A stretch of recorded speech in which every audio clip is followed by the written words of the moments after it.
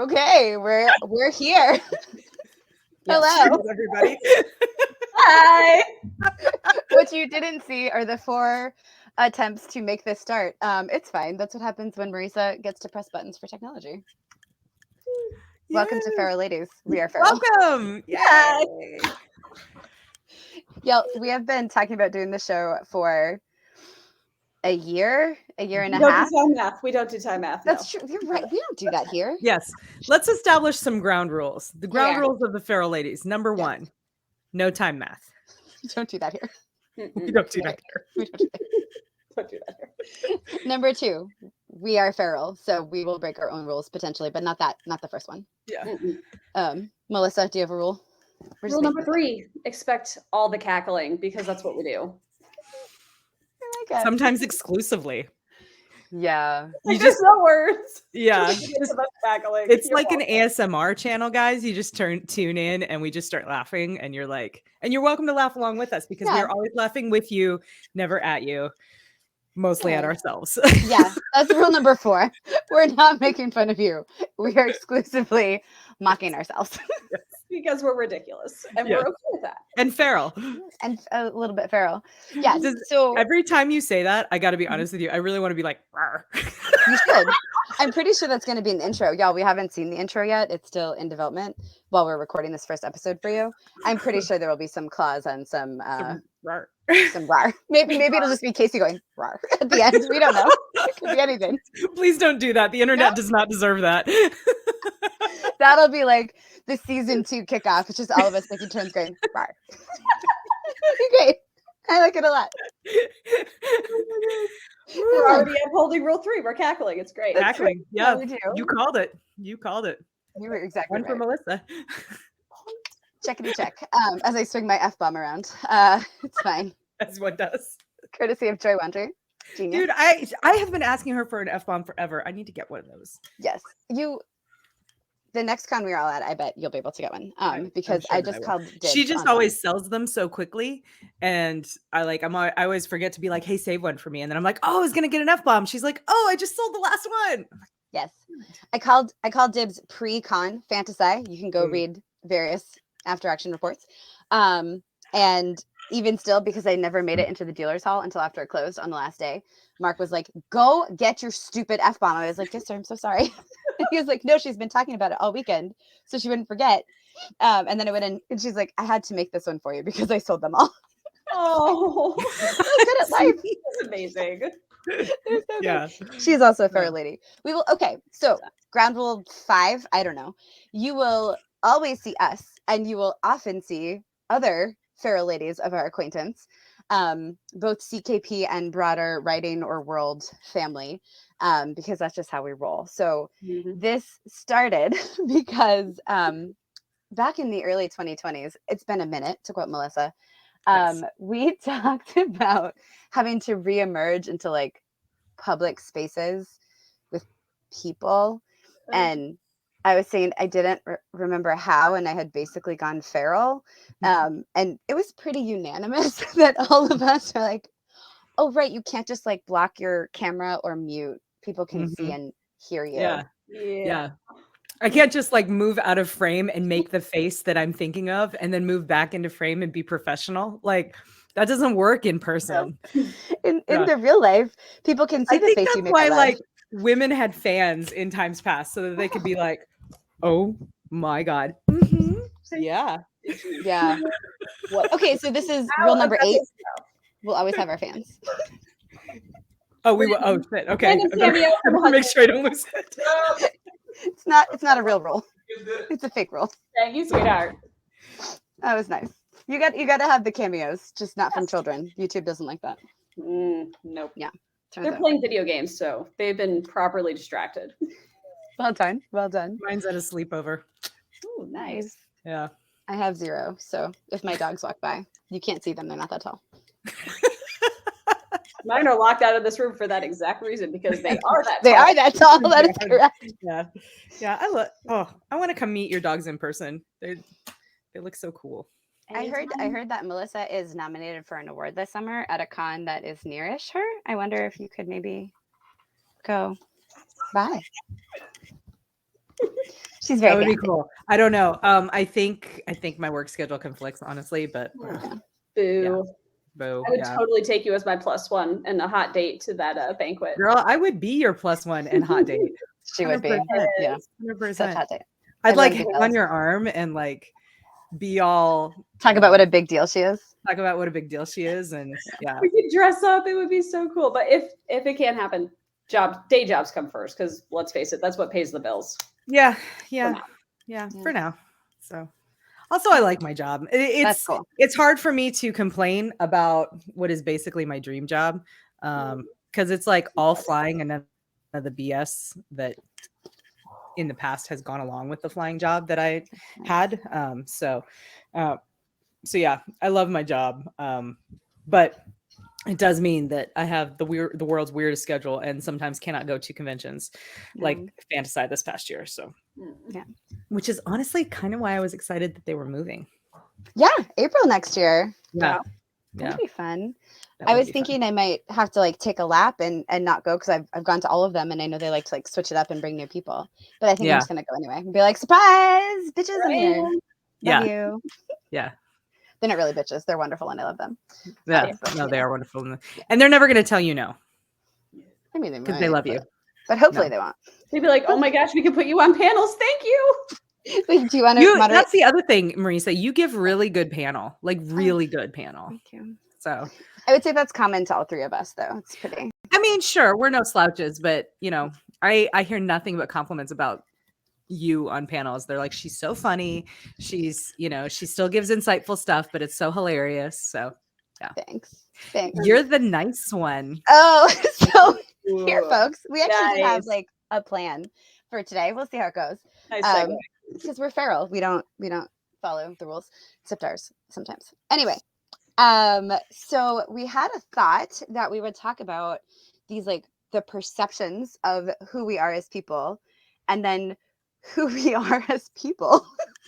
Which, how you receive us is how you receive us. Yeah. And again, this is not about making fun of anybody. So if you happen to think I'm the nice one, that's awesome. I've never had cause to not be nice to you. So that makes me pretty thrilled, honestly. But I think that'll be fun for us to talk about, because there are definitely, like, we're not like yet the Larry Creos or the David Webbers of the world. So we're not like wildly famous yet at this time.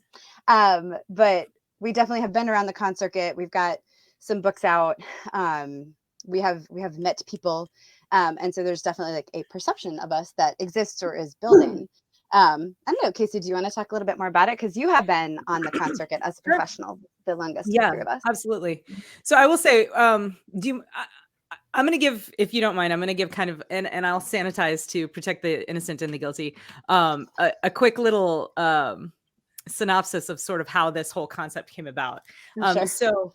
So I was unable to go to Fantasy this past month, which made me very sad. But again, it was a work commitment that I couldn't trade away. None of my coworkers were available to give up their time to all that kind of stuff. So anyway, so I couldn't go. So I was asking Marisa how it went, and she was telling me of a discussion that she had with an individual that was a very professional discussion.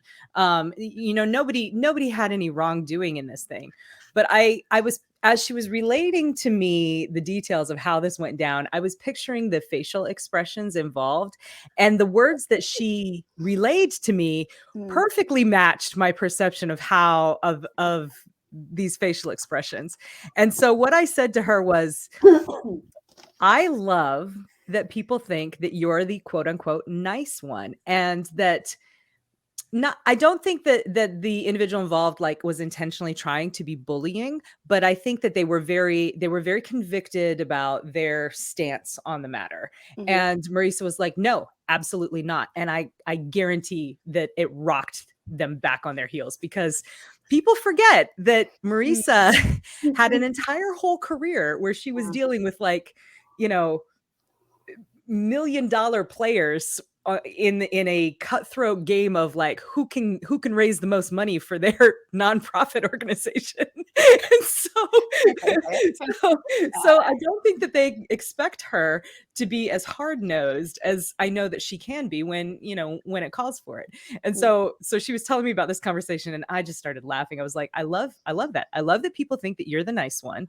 Melissa's the innocent one, and it's been 10 minutes and I'm the bitch, I just been waving around that phone the whole time. We're doing great. So,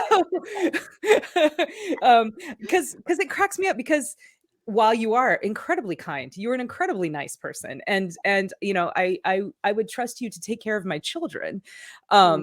You you also are the one who will be like, no, that's wrong, because fuck you. It's wrong. Fuck you. That's why. Just fuck you. Exactly. Yeah. And Melissa is, I think it has to do with the whole Salvage Bunny thing. People are like, oh, she's so sweet and innocent. I'm like, oh, sweet, definitely innocent. Yes. It's like and these people who think I'm very sweet and innocent and naive, maybe I'm like that. Naive. They know that I'm prior military. Yeah, I was like, girl's an Air Force veteran married to a former fighter pilot. Like, innocent. Yeah. I dealt with air traffic controllers who swear almost as much as maintainers. Yeah. I don't think naivete is on the table, really. No. But they see me and they're like, oh, you're just so nice. And I'm like, yeah, innocent. I'm like, no. Yeah, no, you are very nice. You're very kind. That's one of the reasons I like you so much. But yeah, it cracks me up that that's the perception of you two. So, and it kind of makes me laugh that people are a little bit afraid of me. It's pretty great.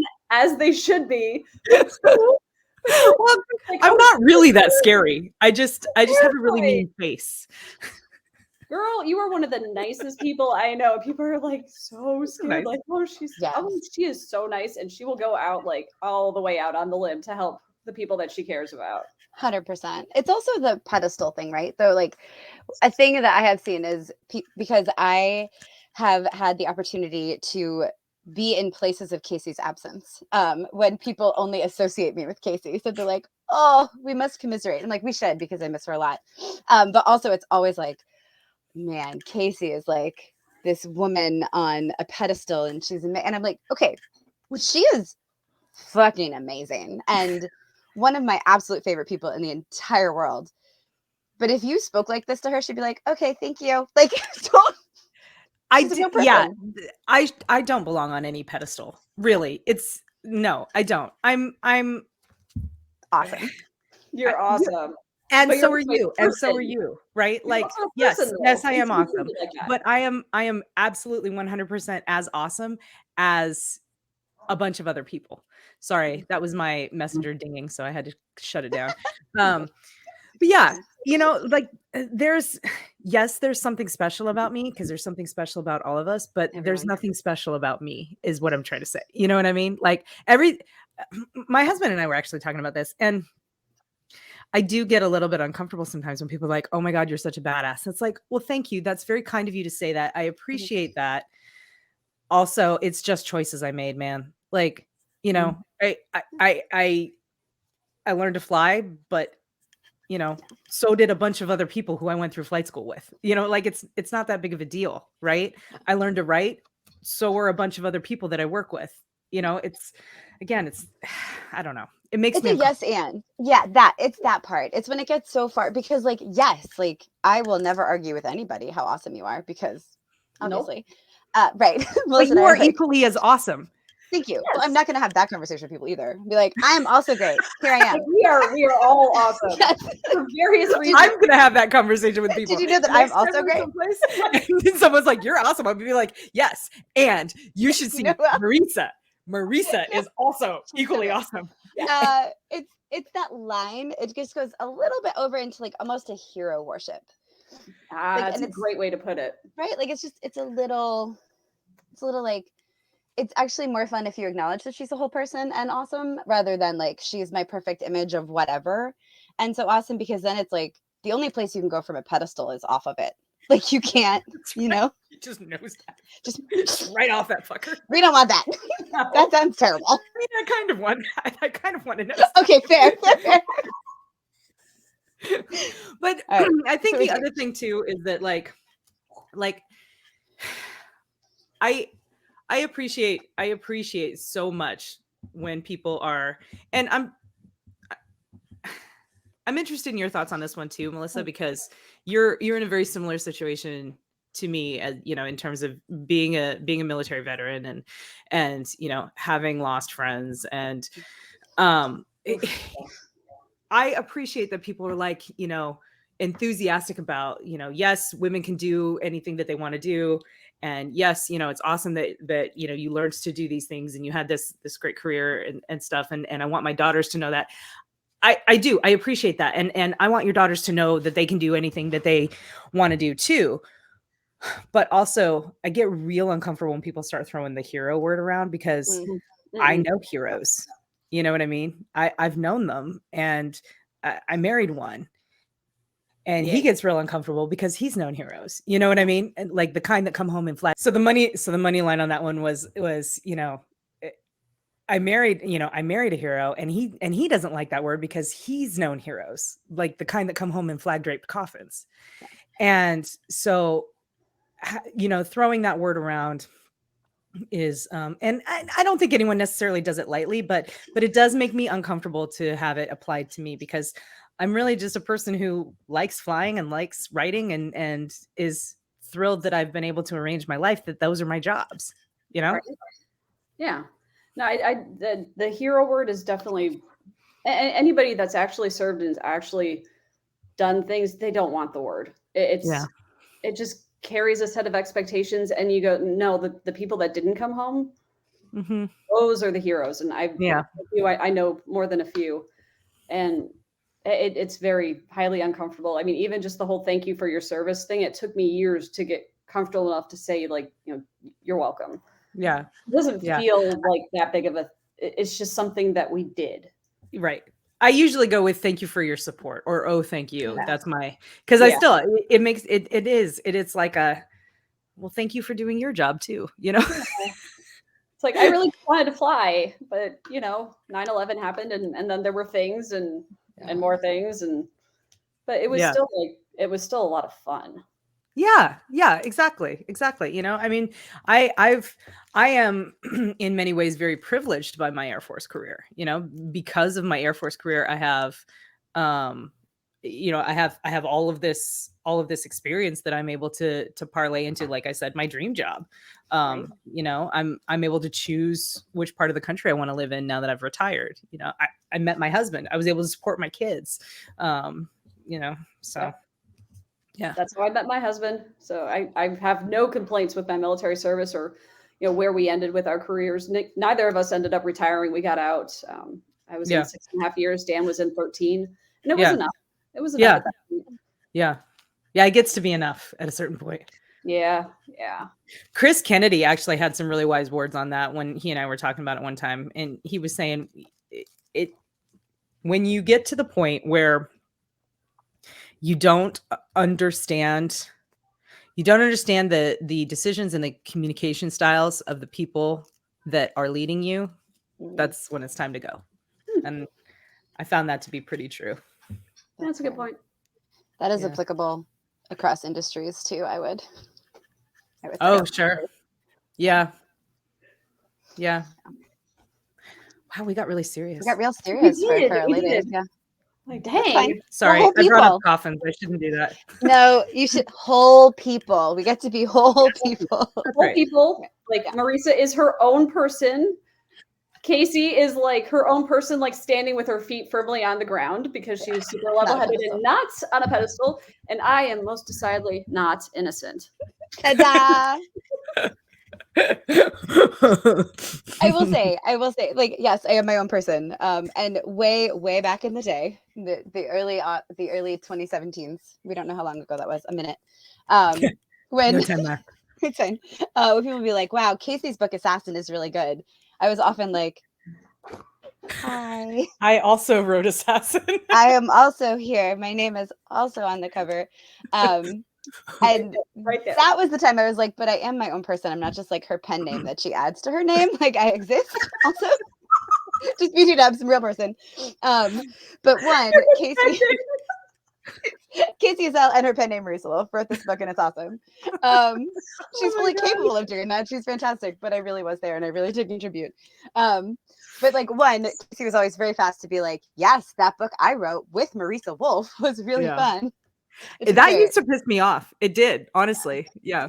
It hurt my feelings a little back in the day, but now it's less like Marisa can only exist with Kacey, and it's more like I know that this girl understands that we miss Kacey because I know she's sad that Kacey's gone, and so that is true. And I always am, like whenever I'm at a convention. But I told Kacey and Melissa and my husband at Fantasy, somebody was like, "Oh, where's your other half?" And I genuinely, for the first time in 3 years, I was like, "Oh, Jeremy, my husband? No, he's back at the camper." And he was like, he looked at me so strangely, and I was like, You mean Kacey?" I'm very sorry. I don't know how I could misunderstand. And then I just started cackling in the hallway. And a bunch of people, when they heard the word Kacey, their little heads came up like prairie dogs. They're like, "Kacey, Kacey, Kacey." And I was like, none of you will tell her that I thought of my husband first. To be clear,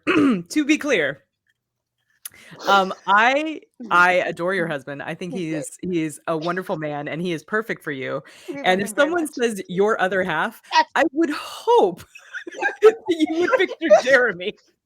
And it was the wording. Because if they had said, "Where's your twin or your partner in crime?" I 100% would have thought Kacey first. But he said other half, and I was like, "Oh, husband." He's actually in the area for one. Right. Yeah. Mine's downstairs playing video games, you know? Right. But his face, he was just like, "Why do I want to know where your husband is?" I don't give a shit. He's like, "Oh, my goodness. I didn't realize you were even married. Who cares?" Yeah, I didn't know you were married. This is not what we're here for. Yeah. You only exist as a vehicle for me to get the stories that I want, you know? Correct. You're not a person. You're an author. Give me more stories. It was pretty funny. No, he was super sweet about it. He laughed too. But like that initial face when I said Jeremy, he's like, "That is definitely not. We are not on the same. We're not having the same conversation right now." It's like, "Oh, sorry. So sorry." Yes. Well, please tell your other half, Jeremy, that I said hello. I will. He gets to watch and edit this, so it's fine. So we were joking about that.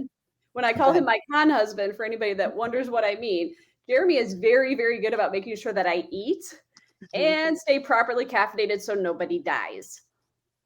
Caffeine is important, but I get very excited at con still because this is still relatively a new thing for me, and I just have no appetite. He's like, "No, you need to eat. Like, here's some delicious food," and I'm like, "Oh, yeah, he's amazing." Yeah, Jeremy has done similar good deeds for me in the past at conventions because they're overwhelming, and you know, you're so busy and you're so excited. At least I get so excited to sit and talk to people and, you know, explore new ideas and talk to the fans and talk to, you know, colleagues and just everybody. And left to my own devices, I would forget to eat. I would forget to hydrate. I would, you know, end up you know, like crying in a corner with a blinding headache and having not eaten for 2 days and be like, why is this happening to me? You know, well, because you forgot the human. So it's that kind of caretaking is essential at conventions. And the only con that my husband goes to with me is Dragon Con. And he performs those. He like follows me around with a backpack it has that's amazing. It's often a cooler backpack, and it'll have like energy drinks and vodka in it, but it'll also have a bunch of waters. Yeah. He's constantly like handing me a water. My favorite is when Kacey and I are in like the depths of some hotel at Dragon Con, and they'll just text real quick and arrange just like a drive-by meetup just to like hand over things from the cooler. Like, here's your water, here's your Red Bull. Go forth. See you in 4 hours. Speaking of which, I have to text him my dinner order. So Oh, excuse me. see, caretaking, very important. Yes, This he's is why. amazing. This is why some cons do the care and feeding of your author spouse. Yes. This is brilliant. I don't think I'll ever get easy on that panel, but I would love to get him on it and then be a fly on the wall because we're not allowed in the room. They let people in this time. Mona Lisa got to go this year. Mm-hmm. I would love my husband Dan, he's amazing, super supportive. Does not enjoy going to cons except for Factory Con, which is basically like glorified camping and super chill. Yeah, the camping trip. Yeah, that's very fun. But having him on that panel would be amazing because he's an asshole fighter pilot and he does not hold back with his opinions on, oh my God, if I did not drag my wife away from the laptop, she would never leave it. Her ass would grow into the chair. I think Jeremy may have said that on one of these panels. Like, if I didn't forcibly remove her, her ass and the chair would become one. Not in a fun way. Not in a fun way. Really bad. Really like post-apocalyptic fungi. Is there really a fun way? I don't know. I mean, I guess if your butt's like a shelf, that's good. But butt as a chair, not as good. I don't know. I don't know. It's fine. It's fine. Also, Melissa, for the record, every time I gesture with this hand, I'm like, what's on my arm? You know, I keep like... I still don't know how to show it to you guys, but there. It's like, it's almost past the... So we got new tattoos just before Fantasy. That didn't work. Here it is. Like, I'm trying so hard. Oh my gosh, Melissa, that's so pretty. Isn't it beautiful? That is beautiful. So Nick Steverson called it a fancy chicken. So now I'm absolutely like just leaning into that and calling it a fancy chicken. And it's absolutely molting right now. Yeah. It's like in the peeling stage. Oh, so yeah. Bad. The itching thankfully has passed. I was like beating the heck out of my arm yesterday, just like, stop itching. Yes. Yeah.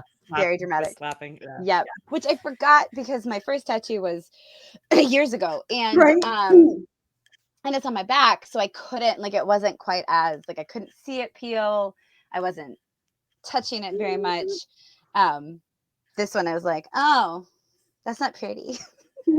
My smug chicken is messy. But, oh my God. It's coming out of it. It's going to be good.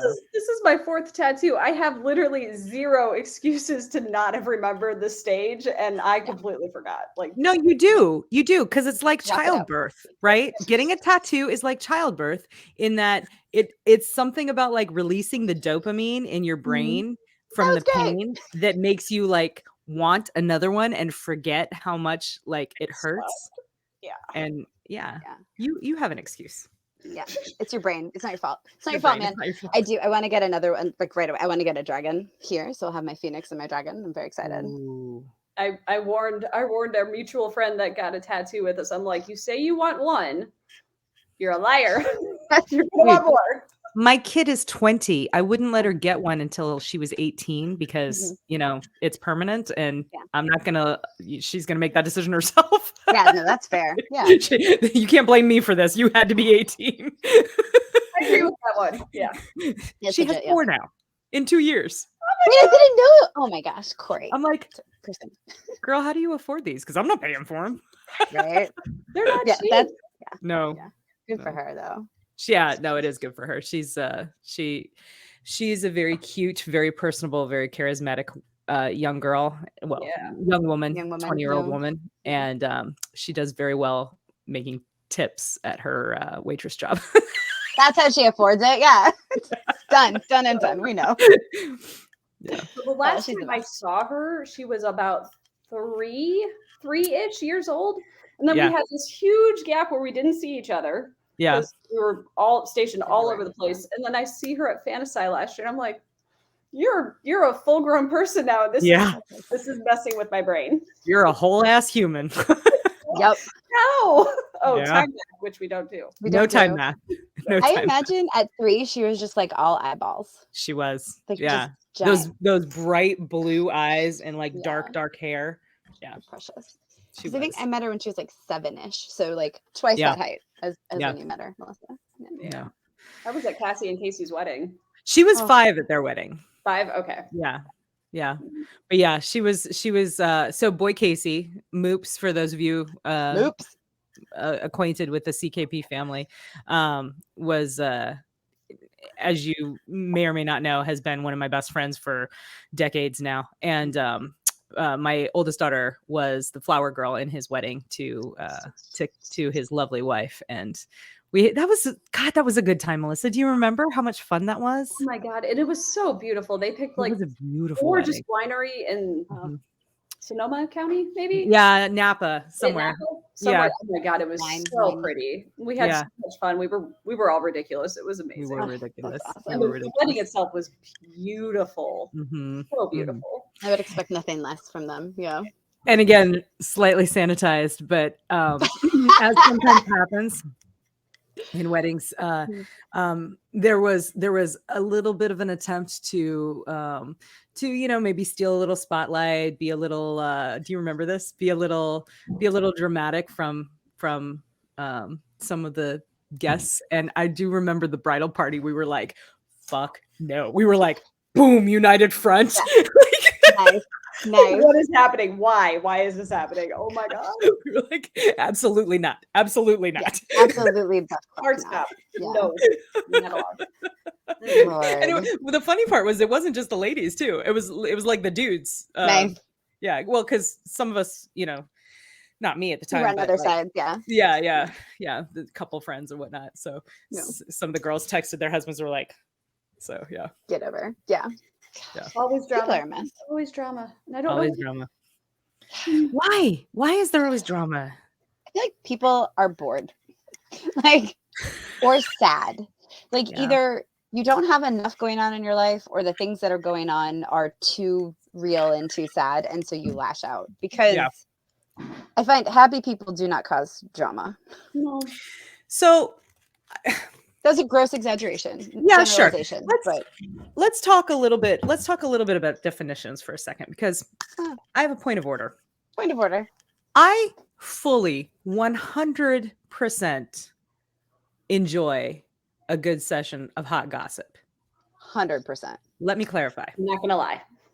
Hot gossip of the kind that I enjoy is like, oh my God, did you hear Marisa got a Bain contract? You know what I mean?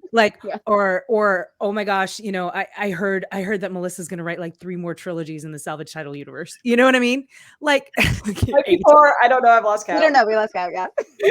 But just I love gossiping about fun stuff. Yeah. You know what I mean? I don't love gossiping about sad things or angry things, or so-and-so's fighting with so-and-so, or that takes the fun out of the hot goss. Yeah. I like knowing about stuff, so I know when there are landmines that I need to avoid. Sure. That's situational awareness. Yeah, that I guess. But and I never ever want to be involved in the gossip. Do not get me involved in yours. I don't need it. Thank you. Yeah. Sorry, Melissa. I think please only involve me in your fun hot gossip. Correct. Tell me the good stuff. Popcorn gossip. I call popcorn it gossip. Yeah. You have to sit back with a bowl of popcorn and just watch it unfold, because it's good stuff. Like for instance, a certain pair of authors that we both know and love, Jason Cordova and Kevin Eikenberry, may have killed off a whole bunch of beloved characters in their latest novel. Maybe. And Jason may have bribed me with sweet, delicious mochas to bodyguard him for fantasy. That is the kind of gossip that I love. Really? I did not know that. Yes. Oh, it was a big deal. It was a whole thing. That's amazing. He was very concerned. Well, I knew he was nervous that people were going to be mad at him. He was scared of Yvonne. Yvonne is a force of nature and absolutely a feral lady. Love her so much. And she was terrified that she was going to straight up hug him. His ass. Hug him real hard. Hug him till ribs cracked. Yeah. Hug him. Yeah. Yes. Lots of hugging. But I kept telling him, I was like, dude, did you kill off a whole beloved race? Because we did, and we're okay. We made grown men cry on their plane rides. 2 confessions. Pretty delightful. So still one of my favorite things. Yeah. That's popcorn gossip drama. That's great stuff. That's the good stuff. I agree. Or again, Jason and Nick Steverson running away from Nick's mama like a pair of little girls. It was phenomenal. That was really great. They ran through the whole hotel, the whole thing, like just ran a lap trying to get away from Stacey Steverson because she didn't want them to leave karaoke. My favorite thing was how she, like, you know how they say humans were successful apex predators because we're persistence predators? Like, we would just walk after our prey. We did not have to run. So the boys are like running. And then a few seconds later, you just see Stacey super calmly just walk in their direction. And I was like, oh. Doing her pursuit apex predator thing. That's right. Who is the apex predator in this situation? Right. Stacey. And they tried ninja rolling like on the interior patio, and apparently the steps were a little taller than they thought. Or Jason actually like injured his arm on that stunt. No. Okay, well, at that point, it stops being fun hot gossip. But he didn't realize it for like weeks, so it was funny for weeks. A year. He didn't realize it for a year. Like, recently, he realized it was a hurt. It's like, oh. Jason. Nick, on the other hand, got exactly what he deserved. I mean, it's his mom. You know better. Come on. Yeah. She won in the end, of course, because persistence predator. Because they were back in the karaoke room. That's funny. That's too funny. Con karaoke. The best. The things I miss. Yeah. That was last year, 2 years ago. When I was in Japan. Yeah. That's where this came from, by the way. This is Fuji. It's beautiful. Gorgeous. This isn't actually mine. This is my daughter's fan, but it was the closest one within reach. So we both have our daughter's fans. Not me. Nice. I bought this at like a flea market. I don't know. It was like 5 cents, but it's dragons on it. So. Yeah. I'm pretty sure we got these at a Japanese gas station. Nice. Which are phenomenal. By the way, they have like full up like markets at them. It's definitely an experience. Fancy. Yeah. Living in the future. What's that? Living in the future, I think. Right. Yeah. Oh my God. Yeah. Technically too, right? They're ahead. Yes. Yeah, they are. Like 12 or 13 hours from East Coast. The whole day. No time math. Right, we don't do that. No time math. No time. No time math. 1, because it's mean. But 2, my niece, who is 10, was when we were in Charleston.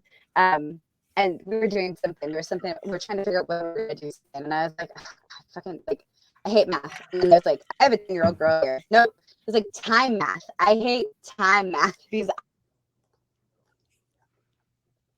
math. And so like maybe 2 days later something happened and she goes, Marisa, that's why I don't do time math. I was like, oh, you're right. So now it's a thing forever. Today for you.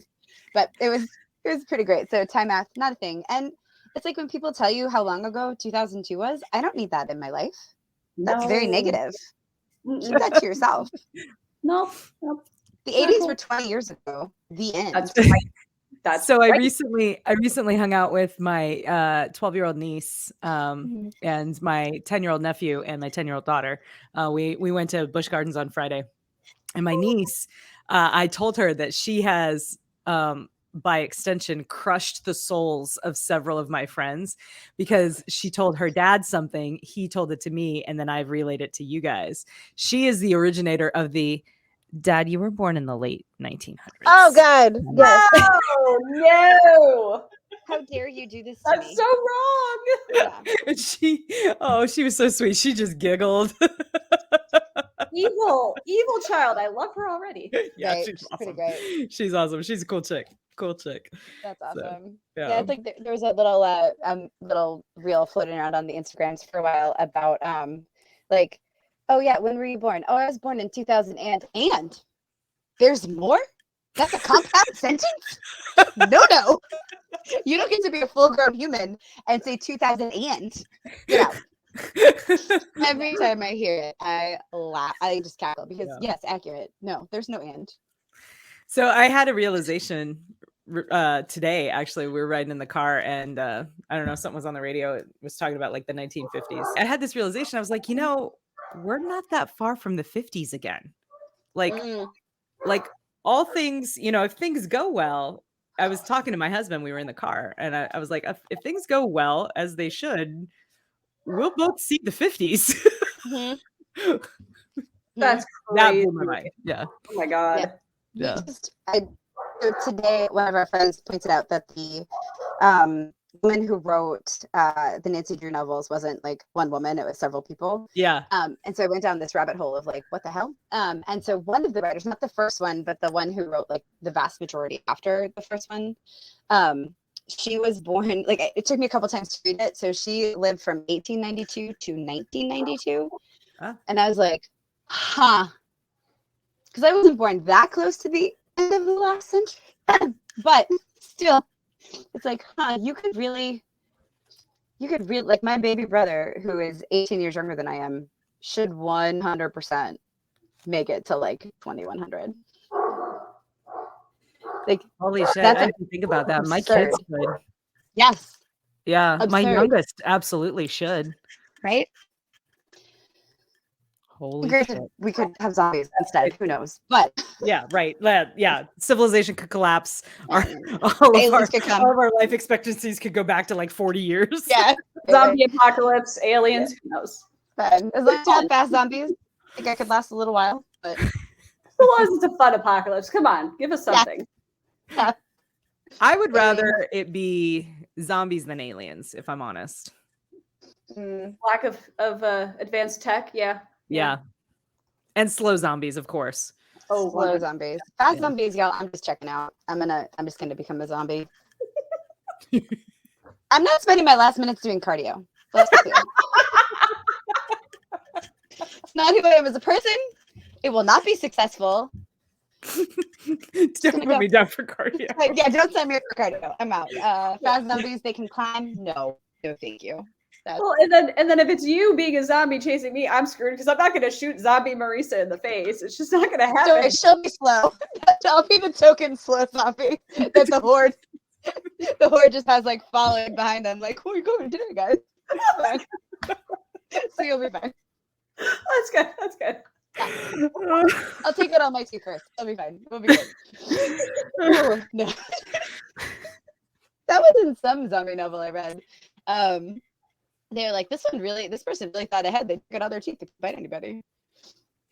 I don't remember what that was. Yeah, but it's pretty funny.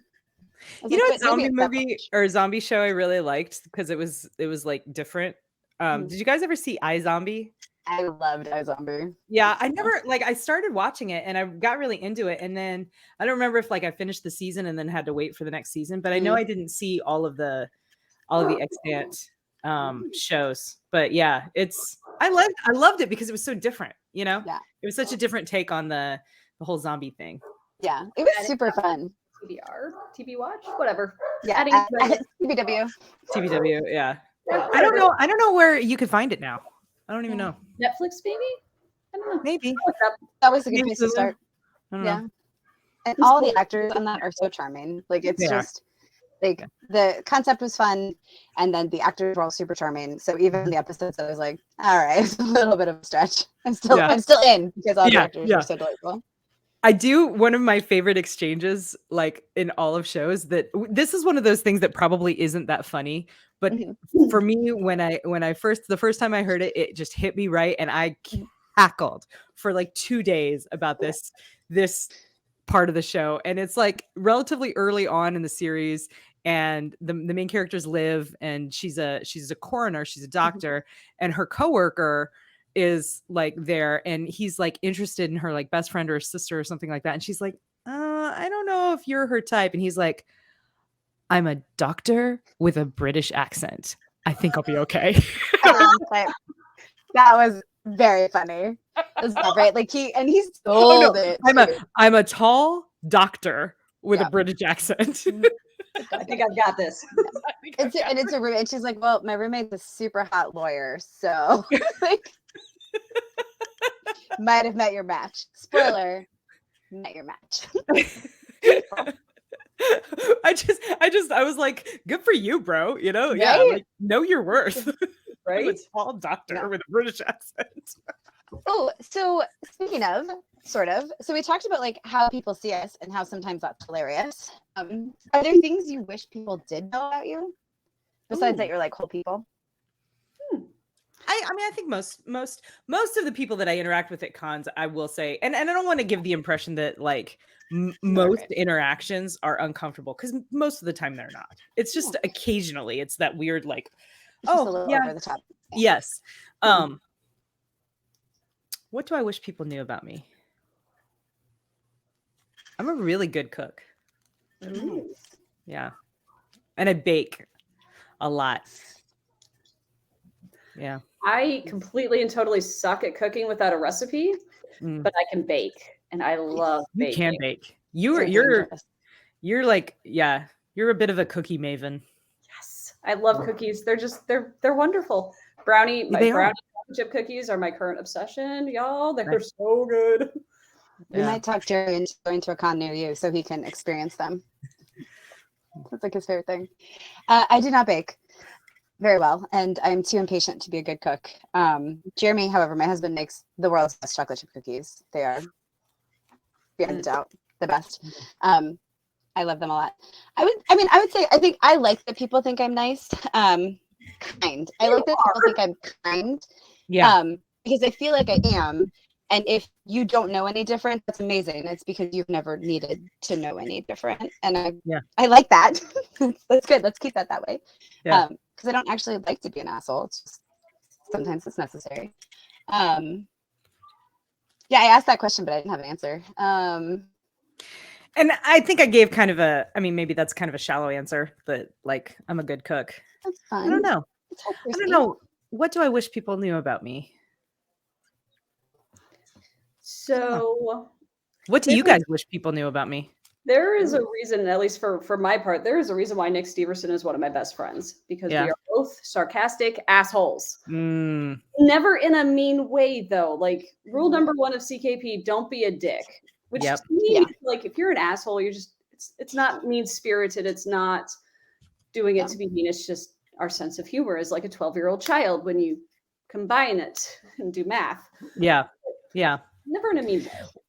Yeah. Well, and it's funny too, because my perception of you and Nick is that you're like a pair of 12-year-old twins, brother and sister, giggling. And heaven forbid someone come at you when Nick's around. Oh yeah. Actually, I would kind of like to see that in action, if I'm completely honest. Like, I would for sure get the popcorn for that one. And that's not a nice gossip. I'll be honest with you. But I think if anyone else tried to give you the shit like Nick does, he would. I would be interested to see how that went down. Let's put it that way. Well, and going to cons as a woman, like, I don't go by myself. Like, I always make sure that I know people, that I'm around friends. And if Nick is around, I never worry about anything, because he's really, really tall, and he's protective. Like, I never worry about anything when Nick's around. Yeah. Yeah. I feel the same about Nick, and I don't know him as well as you do, but I'd go to a con if, with him as my buddy, my battle buddy, if you will. Yeah. Yeah. He's a good battle buddy. Yeah. I think he's okay. No, he's great. He's great. He is an asshole, but we love him. I 100% picture Nick as, if Kevin Eggenberry is my writing brother, I 100% picture Nick as my little brother. And I just 100% give him a fucking at all times. To be fair, they're both much taller than me, so this is a very like arbitrary little brother, big brother situation. But yeah. Yeah, I'm with you. I feel like Nick is kind of got that little brother vibe a little bit too. Oh yeah. It's just funny because if he and Melissa are twins, I don't feel like Melissa is my little sister. I feel like she's just like my straight up sister. Yes. I Same. feel like H.Y. Gregor is my little sister, and I love her. Yeah. She totally adopted us as her big sisters, and I am here for it. I love her so much. Yeah. One of the folks at this last con asked me to keep an eye out for, like, on behalf of another author, and just kind of like, he started to say con mother, and I was like, I'm sorry, what are you asking me to be? Because I said steward as he said mother, and I was like, how old do you think I am, sir? I am not full-grown adults, con mothers. Even if we could do that math, which we don't do that here, potentially it's possible, but no, we don't do that. And he's like, no, steward's a great word. And I was like, you were gonna say mother though. And he's like, damn well I don't think you're old. And I was like, it doesn't feel it at all. You heard my feel. I know. Do I? Like, I have to go lie down. I'm very old. I must rest. I'm gonna go into the West and diminish. Thank you so much.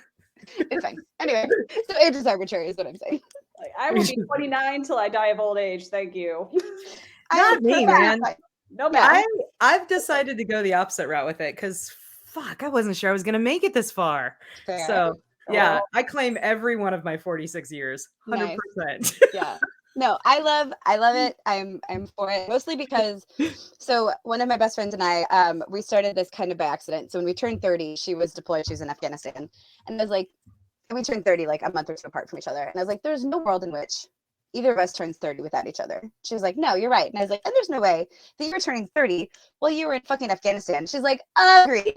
Can't drink, can't hang out. No. And I was like, great. So we started planning a trip. And when she came back, we went to Costa Rica for a week and a half. And that's where we turned 30. So that's how time works. And so the whole time we're there, people are like, oh my gosh, that's so great. Like, how do you feel? Like, I'm in fucking Costa Rica. I feel amazing. Like, yeah, I couldn't have afforded this at 20. And so at 40 we went to the Galapagos. So I feel like it's just like I couldn't have done that in my 30s. Like, that was a big ass fucking trip. Yeah. So so that's awesome. So like, yeah, I'm 43. I'm a little sad I'm not 42 anymore because it is the answer. The answer. Yeah. I mean, Jeremy got me the shirt. I wore it a lot that year and I still got it. Great birthday. But yeah, so I'll own my age, but not con mom. I'm going to be 40 this year. And I don't care that I'm going to be 40. The only reason I went with 29 is because my kids like 3 years ago asked me, how old are you? I'm like, I don't remember. I did not remember. You don't do time math here. Who knew that? I'm like, I don't know. You're like, wait, how old are you? Hold on. Hello, question with a question.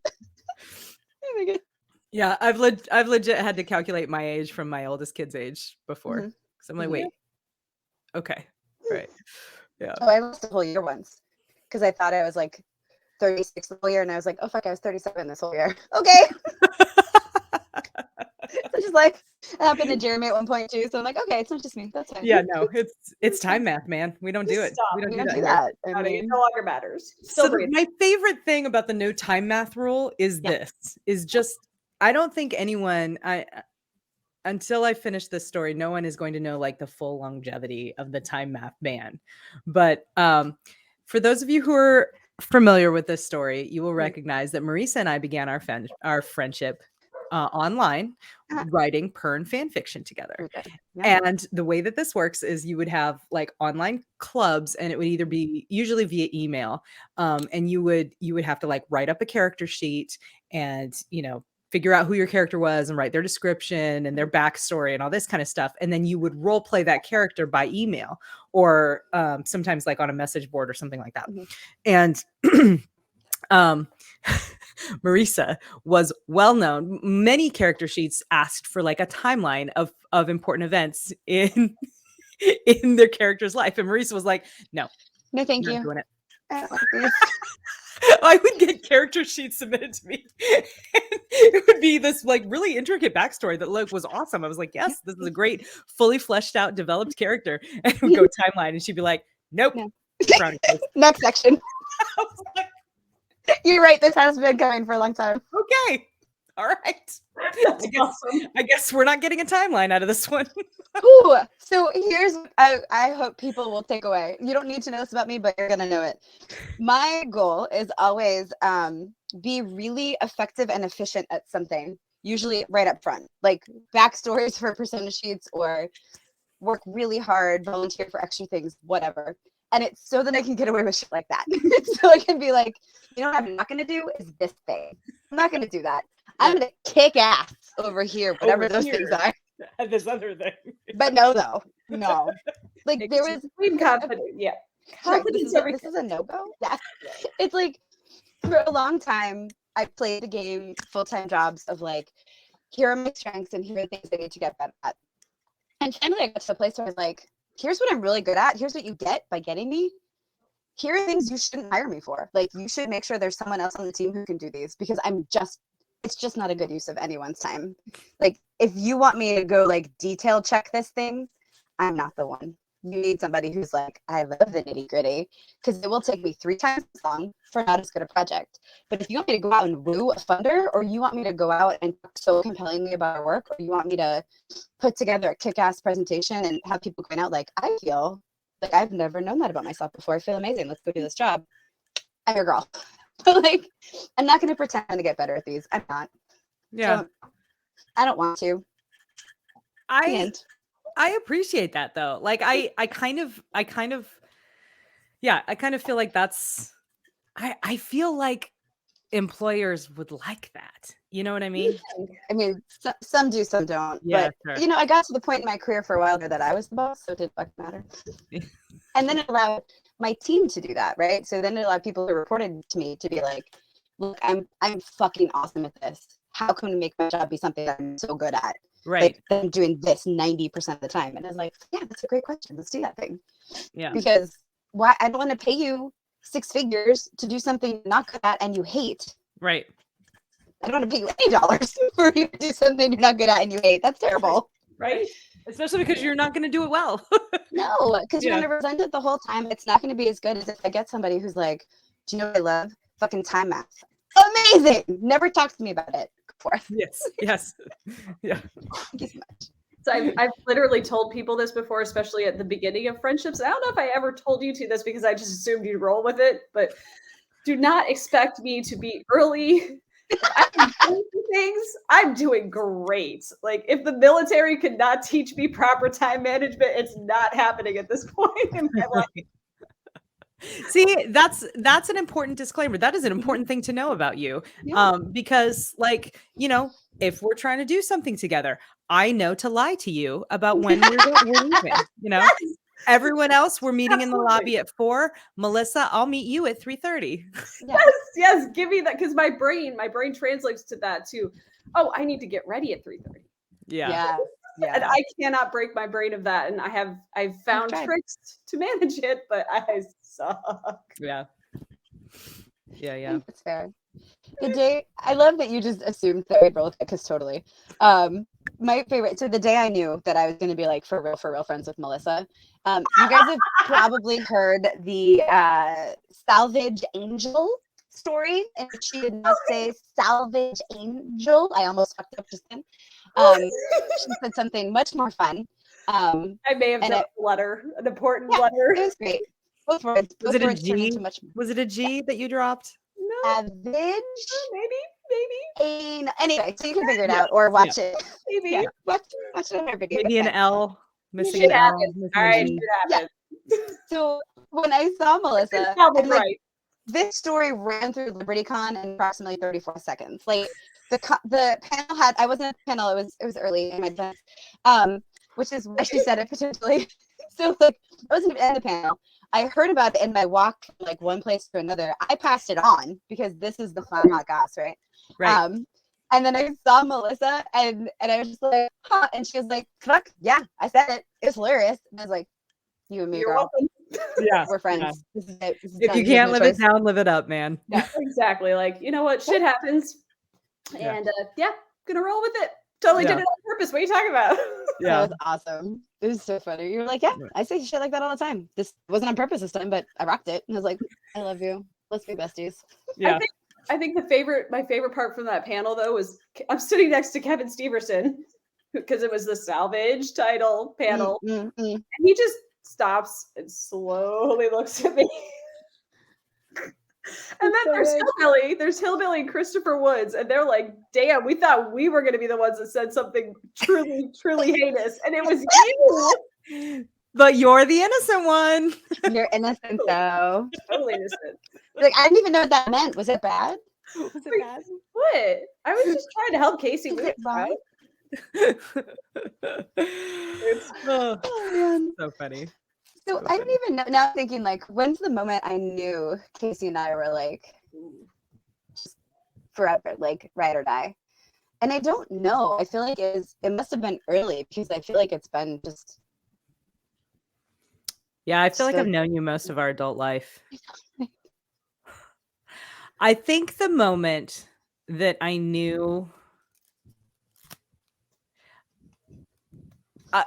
you know what? I know when I fell in love with you as a writer. And it was when I first read your character named Sophia. Good times. Yes. So Sophia was a Dragon Rider of Pern fan fiction character who was like, she was a green rider and she was completely unapologetic about anything ever.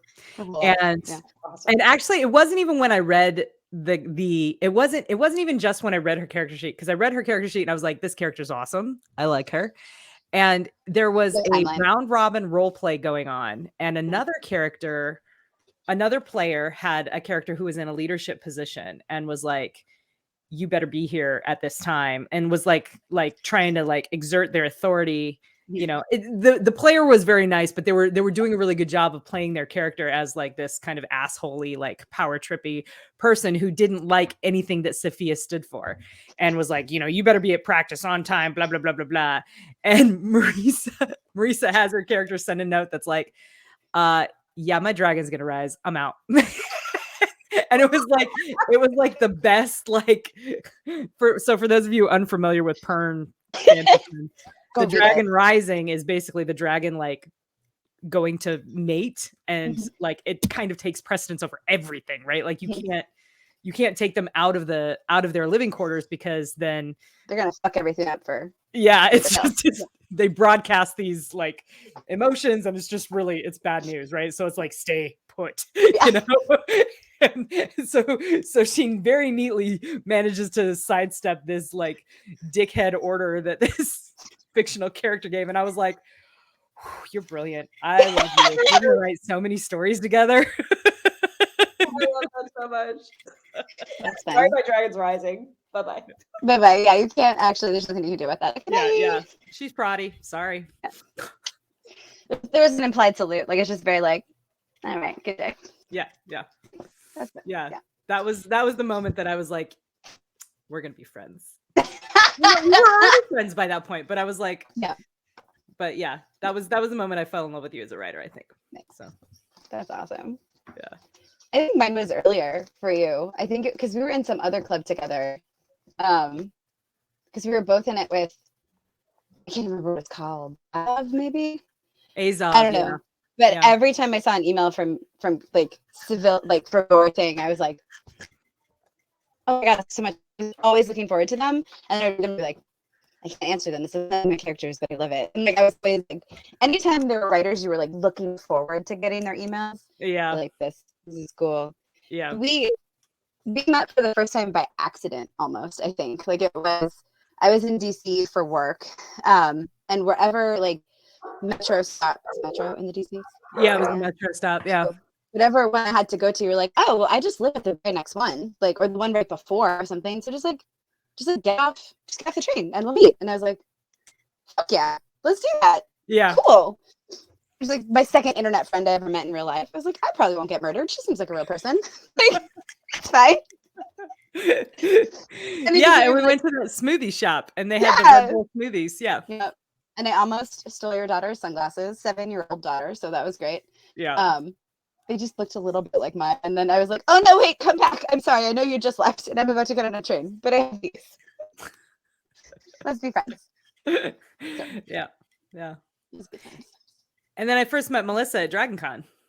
Right? Shenanigans. Yeah. Definitely shenanigans. I saw some of those pictures, y'all.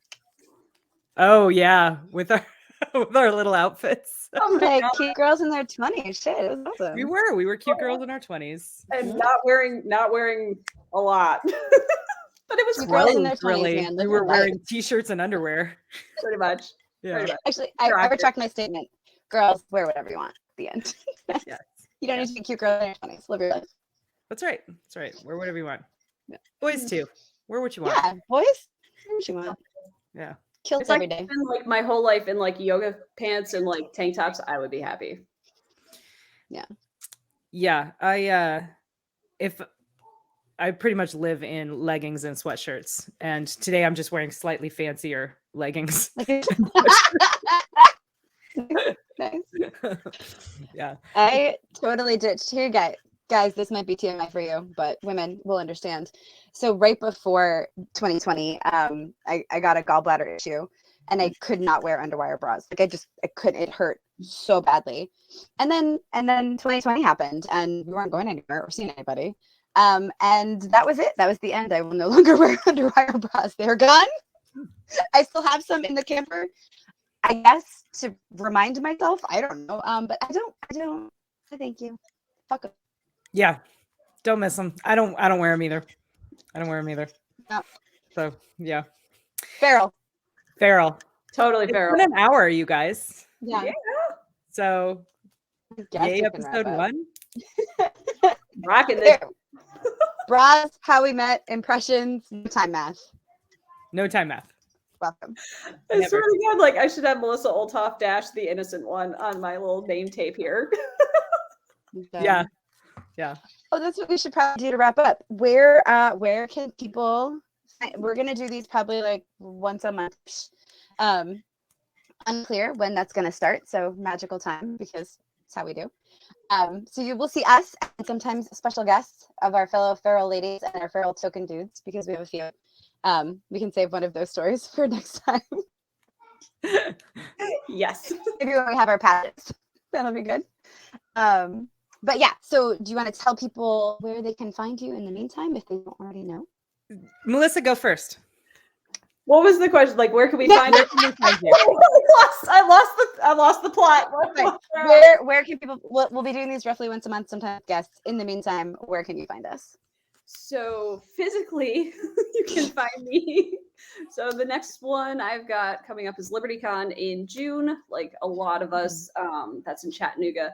I will be at Imaginarium in Louisville, July 14th through 16th, because I am up for an Imaginarium award.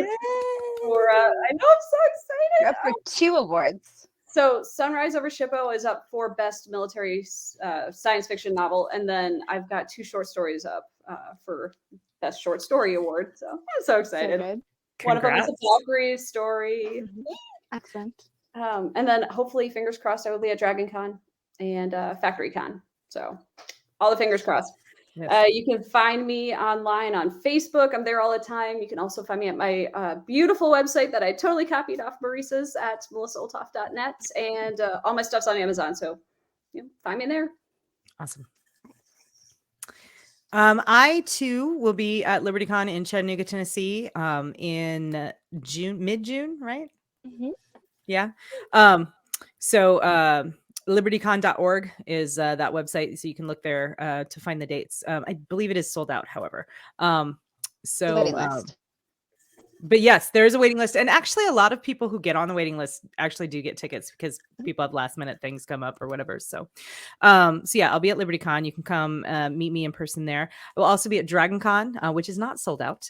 That is in Atlanta, Georgia, over Labor Day weekend. And I will be an attending pro there, and I'm very excited about it because it was my first and still my favorite con. Sorry, LibertyCon, you're right up there too. They're like 2 different animals, though. Really, yeah. Yeah. And then I will probably also be at FactoryCon. My family really wants me to go to FactoryCon because they want to go to FactoryCon. So yeah, I love that. Yes, yeah, no, it's a good time. It's a good time. Online, you can find me at kaceyezell.net or .com. I own both. All of my books are available on Amazon. You can also find me here on YouTube over at Kacey Ezell Writer Life, which I believe is linked to this channel. If you go to the channel links or whatever, I do videos there pretty frequently, just about shocker, my writer life, right? Like it's right there in the name.